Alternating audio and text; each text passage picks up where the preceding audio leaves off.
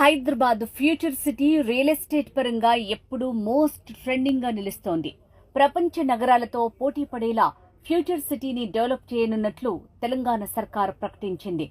అందులో భాగంగా young India skills యూనివర్సిటీకి ఇప్పటికే భూమి పూజ చేసిన ప్రభుత్వం యాయ్ సిటీకి 200 ఎకరాల భూమి కేటాయించింది.